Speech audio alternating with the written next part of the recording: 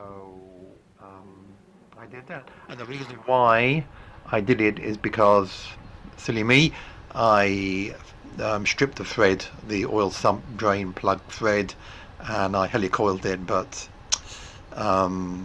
it didn't work out, and so hence I had to basically do this, which was actually good. I've learned a lot, and I actually looked on YouTube to see if anyone had done this on my bike. Didn't find any know-how videos or information really, so I thought I would do it and then put this up for information of the people who might want to do it. So yeah, so it was straightforward because the bike's in really good condition, so it was just a case of removing the oil cooler system, the exhaust system, and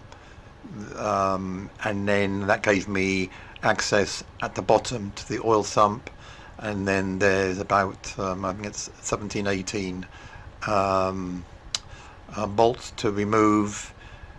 They're only tightened up to 10 Newton meters, so they were easy to actually remove, and the rest is explained later on. Okay, thanks. Two manuals here. I've got one, the Yamaha 2007. That's when they changed over from the carburetor to the injection model, and then I've got the Yamaha 95-06 manual as well. So because there's some information not available in one but available in the other. So the first thing I did was I removed the oil cooler from the frame, two connections there, plus there's a metal protrusion which unhinges from a rubber mount onto the frame. Then these two, the inlet and outlet oil connections, they were quite easy, didn't have any problems there. Two bolts on each, I think 10 Newton meters of torque. And then once that was removed, I removed the can, just one bolt on there, and that removed it from here. And then once that was removed, I started to concentrate on the downpipes, the exhaust system here. And what I did first of all was I loosened the central screw here, which attaches to the frame. I removed the bolts from each of the four manifolds. They came off very, very easily. I was expecting to have the nuts cold welded onto the stud. I've had that before on older bikes, but it worked really well.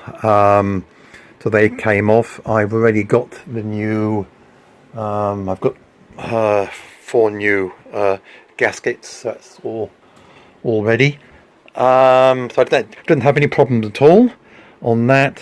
And then I removed the oxygen sensor there, and the X-up system, which I'll just, so you can probably see the valve there, and you can see I've removed, of course I've removed the pulleys, the metal pulleys there. So if I just move this like this, you can probably just about see, you can see it turning. So this is a view underneath the engine. You can see I've already cleaned out or removed remnants of the gaskets. That's all ready to put the sump pan back in. This here is the oil strainer. It's this lid here contains a metal mesh. It prizes off. You can see, you might just be able to see there's 1, 2, 3, there's 4 points where you actually get a screwdriver and you just prise it off. It wasn't too difficult to remove, and then that exposes two bolts inside, which you can then remove, and this whole body comes off. And the reason why I did that, because I noticed that on the mesh there were metal particles, so I removed that and followed the manual on cleaning it with solvent with a brush. So I removed it all, put the gasket on the other end, put a new gasket, tighten the bolts up, or put the the same bolts in with some Loctite, torqued it up to, I think it's 10 Newton meters, and then replaced the lid, and that's all on there. Which only arrived yesterday, and the gasket is under there, and some washers and bits and pieces. The first thing I did was I removed the tab, which is on here. When that's on, you can't actually put or I can't anyway, put a torque wrench on there. I have to use an open-ended spanner. According to the Yamaha manual, it's 43 meters of torque, which is, I've always thought it's quite excessive, quite large. As most are around about 25, 30, 35 at the most. And I guess I misjudged it when I was, doing it manually. And I've always been very careful about stripping threads. It's the first time I've done it, but that's the first time for everything, I guess. So anyway, so I've removed that, so now from now on I can actually torque it up using my torque wrench. So I bought the gasket, the new oil sump cover, and at the same time I removed the oil level switch, which goes basically in here underneath there. I also, you can see it's minus a washer, so I'm just waiting for the new